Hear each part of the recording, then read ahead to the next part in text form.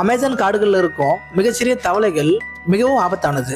தங்க நிறத்தில் அழகாக காணப்படும் இது உலகின் அதிக நச்சுத்தன்மை வாய்ந்த விலங்குகளில் ஒன்றாக கருதப்படுது. இந்த டாட் தவளை பூமியில் உள்ள மிகவும் நச்சு உயிரினங்களில் ஒன்றாகும்.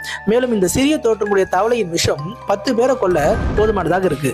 இந்த தவளைகள் அமேசான் காடுகளில் உள்ள மற்ற ஆபத்தான உயிரினங்களில் இருந்து தங்களை காப்பாற்றிக் கொள்ள மிகவும் விஷத்தன்மை வாய்ந்தவை என்று விஞ்ஞானிகள் கூறினாலும் அவற்றோட விஷத்தின் உண்மையான மூலத்தை கண்டுபிடிப்பது இன்னும் ரொம்ப கஷ்டமாவே இருக்கு. பொட்டு பறவை அப்படின்னு அழைக்கப்படுகிற பறவை அமேசான் காடுகளில் காணப்படுகிறது.